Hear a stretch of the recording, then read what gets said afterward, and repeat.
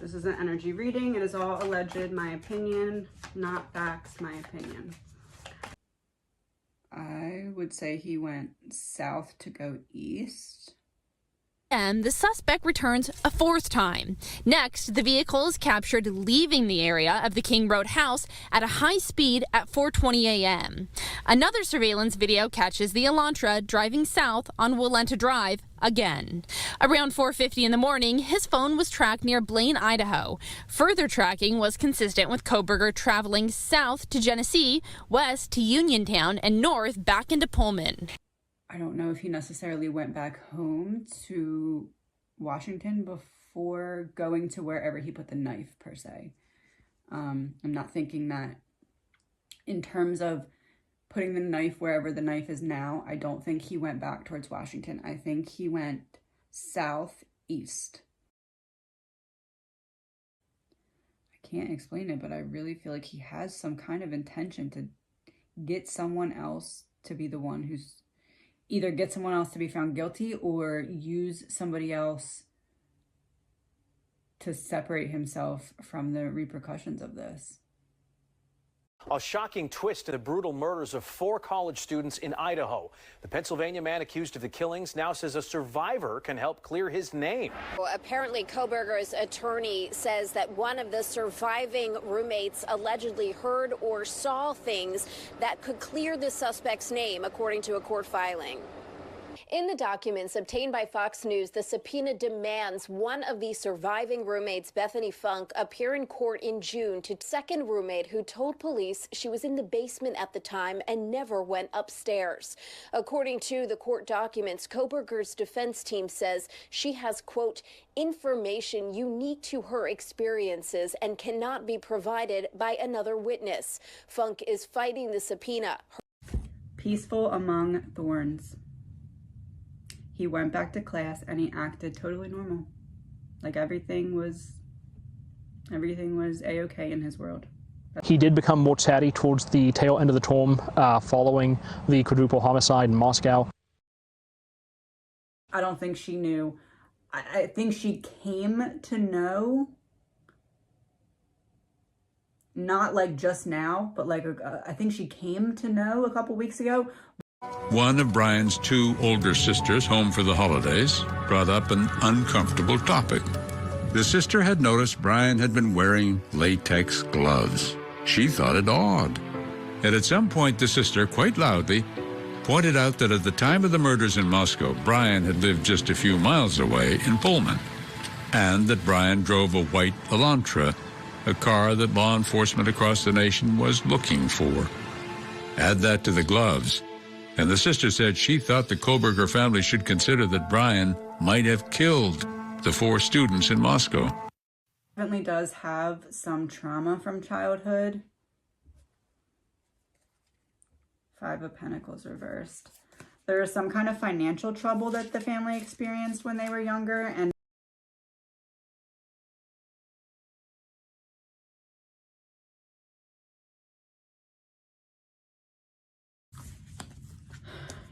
he clings to anything that makes him feel as though he's fulfilling that golden child role. That could be in school, that could be in relationships, in every element of his life. That's what he's striving for, is to be the better one than whoever is on the other side. With 4 DeSales classmates on the project, Kohberger was chosen as team leader. Not surprising for the student DeSales professor Michelle Bolger called brilliant and one of the best students ever. It seemed like he would be, you know, he'd come in knowing what he was going to say to like most interactions.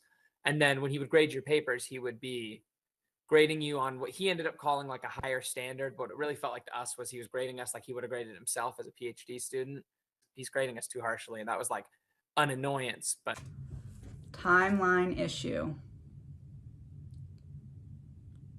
They found some kind of hole in a timeline that connects him in a more solid way to the case that he knows about, which is... Now, overnight on November 13th, when Ethan Chapin, Xana Kernodle, Madison Mogan, and Kaylee Gonsalves were killed, data shows that Kohberger's phone was leaving his apartment in Pullman around 2:50 in the morning.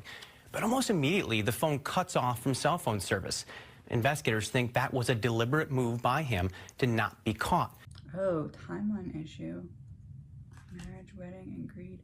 Timeline issue is connected to greed. So this would be like doing something extra, thinking you can get away with it, but now that extra step is what's going to get you caught. Now we are learning through evidence that the accused killer returned to the scene of the crime. The cell phone reconnects to service around 4:50 that morning. At that point, it's traveling just south of Moscow when it returns to Kohberger's apartment. Now, fast forward to 9 a.m., the phone's in motion once again, but this time it stays on for the entire trip, and cell phone data positions it near the scene of the crime for a short while later. At 9:12, police believe Kohberger was lingering in that area for at least 10 minutes. The affidavit doesn't say what exactly he would have been doing, but he likely wouldn't have been disturbed, and we know that because it would be several more hours before police arrived at the home. What did I say anchor about? Anchor. What's it? Anchor. I really feel as though it's the four of them watching their families that they're having the most trouble with right now, because that's very hard for them, seeing the pain that their family's going through.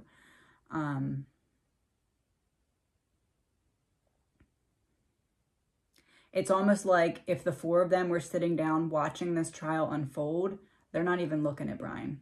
They know you're going to get served justice, and whatever you think you have up your sleeve isn't going to work.